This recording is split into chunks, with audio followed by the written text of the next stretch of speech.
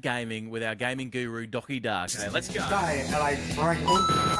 Waluigi time. Docky Darko, with the game news, we got a console we wanna use.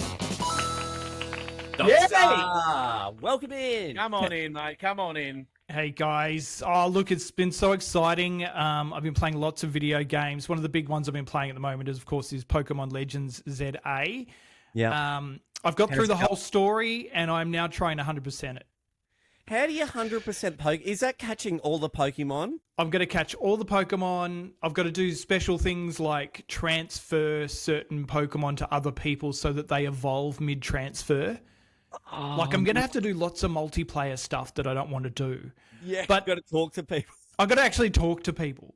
But I tell you, I've finished the campaign. I've nearly done all of the side missions. And I want to get it all done before the DLC drops, because that's going to drop very soon too. So, like, what's the DLC? Otherwise it's just going to reset. I'll be all the way back to the start. What's this DLC about? Yeah, the DLC looks really cool. We don't know too much about it, only the fact that it is coming. So, yeah, we're looking forward to that coming out Another in a 50 little while. Pokemon to catch. Oh, yeah. I tell you, but guess who's front and center? It's Squirtle, who's evolved into Blastoise. Oh, yeah. Yeah, nice. I was stoked when Squirtle popped up in there. You know how I am about Squirtle. What's your favourite Pokemon of this new generation? Do you have one? Yeah, probably the Feral Gator. Which starts as a foaming alligator? He's a great big blue alligator. And yeah, when he mega evolves, he looks cool. He has this like big red head that comes down and makes his chomp even better. One of them drop crocs. Yeah, drop croc. They're going right now. Yeah, okay, yeah. 1 million years ago. Yeah, a drop croc. So, rumour has it there's a Super Mario Galaxy movie coming out. Is Jack Black involved at all? Jack Black is involved. It's, of course, a sequel to the successful 2023 blockbuster, the Super Mario Brothers movie. Now, that movie grossed around $1.3 billion. It grossed $1.3 billion. I see why they're making another one. Yeah. They're going to make another 10 of these. Yeah. But yeah, what a great movie. Me and the kids and I watch it all the time. It's just such a fun film. I love the little nods to Mario Kart and everything in it as well. Chris Pratt is back as Mario, Charlie Day as Luigi, and Anna Taylor-Joy as Princess Peach. But joining the cast this time around is Brie Larson as the voice of Rosalina. And of course, it's following the storyline, very similar storyline to the Super Mario Galaxy games. Now, they've just relaunched those games as remasters on the Nintendo store. So you can play Super Mario Galaxy 1 and 2. And without giving too many spoilers away for what is happening in the movie, because I think it's going to be very similar, it'd be worth playing those games. Because they are classic games. They are so good, and they look so good on the Nintendo Switch 2 hardware as well. So, yeah, in the games, Bowser sort of launches another massive attack. You can see in the new teaser trailer too, it features Bowser Jr., who was coming in to rescue Bowser from his because he got shrunk at the end of the first film. He wears that COVID face mask, doesn't he? Yeah, that's right. Yeah, and he's got that on in the trailer too. It looks really cool. So, yeah, looking forward to that. And as they travel across the galaxy and they meet Rosalina, who's on a small planet, and she's the protector of the Lumas and caretaker of the Comet Observatory. So, in this trailer, she kind of reminds me a lot of Elsa from Frozen. Oh, right. Really? Oh, yeah, there's a moment where she, like, produces this wand from nowhere, and you go, oh, is Let It Go playing right now? Because it really does feel like it. But yeah, looking forward to that. That drops next year. We'll be able to see that movie. So, Grand Theft Auto, another delay. Look, didn't I pick it, guys? Yeah. We were all talking about it early in the year, and I said it's not coming out this year, and then it got delayed. And then everyone's like, oh, it's going to come out early next year. I said, it's not coming out early next year. And surprise, surprise, it's been delayed again. This is a game that is going to be continually delayed. I'm predicting 2027 for this game. Because they were saying even this next one, that's going to be like, that's it. Like, don't they say that every time? Yeah, like, to be fair, like Rockstar Studios, who make this game, are renowned for making fantastic games and taking their time and making them right. I think Grand Theft Auto 5 was a masterpiece. Red Dead Redemption 2 is a masterpiece. Like, you look at the things that you can do in Red Dead Redemption 2 that other games can't replicate today.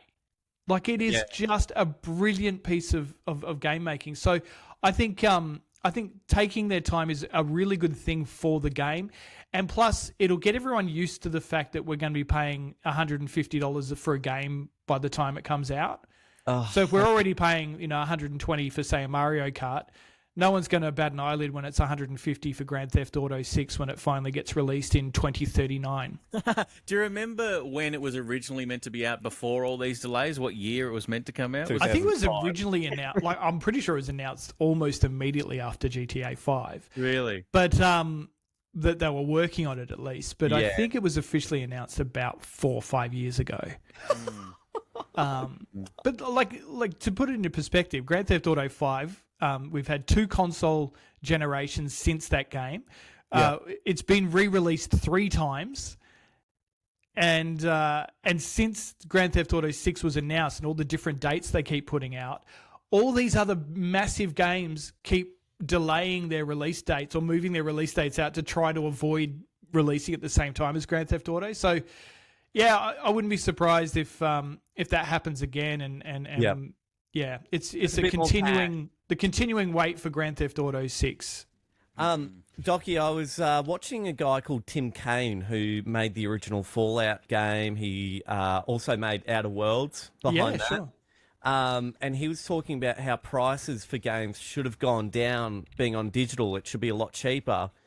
Instead, they've gone up. Yeah, it's funny that, isn't it? Because you can go to, say, a JB Hi-Fi or an EB Games, or not EB Games price match. So, and get a game, a AAA title for, say, $80. But then when you buy it digitally, it's like $100. So what's going on there? Like, why are they bumping that up when, like, physical, you assume there's a lot more production behind that? Yeah. I mean, you've got discs, you've got packaging, you've got all those other things to take into account as well. Yeah. But I think it's a way. I think it's definitely got to be a deal between the developers and the shops to keep the shops alive. Okay. Because they kind of they did need the shops to sell consoles initially. And a lot of people still like physical games, so it's worth having it around. But also having those shops in shopping centres and stuff is an advertisement for their game. Like there's posters and stuff everywhere. You've got people talking about it. A place for people to go to talk about what they love about video games as well is a big part of those gaming stores. But I think that's by buying those games and buying them in bulk the way they do, they can get discounts and then be able to sell it at a lower price. And a lot of the times I think JB and places like that, they sell at a loss or not. Maybe they're called loss leaders in retail. Yeah. And so they sell them at a much cheaper price, not making much of a markup. I know that when I worked for Games R Us back in the day. Oh, here we go. Bit of docky law. Yeah, so I think it was about a 10% markup on video games, and it was only like a 3% markup on consoles. So we'd buy, for example, a PlayStation 1 at the time, we'd buy for $181 and we'd sell for $187. Oh, wow. So not much of a... Yeah. So there wasn't much of a markup at all. Really struggling. Like a lot of the at that time in that decade that I was living in, a lot of the money made for the gaming store that I worked at was through rentals. Yeah. And through trade-ins. So people would trade in their game and then you put the markup on the trade-in. Yeah. And so that's where a lot of your money was made. And you get it home and realise it's scratched. Yeah. And take it back. Bit of cheese on it for some reason. We know why. You get a new one home and realise it's scratched and you go, the guys who run the video game store have taken this home to try out. Yeah. Not that we ever did that. I'm not saying that ever happened. I believe you, Docky uncovered. I believe you, mate. DockyDarko.com is where you can find him, and same time, same place next week, Doc. What do you say? Sounds great, guys. Talk to you then.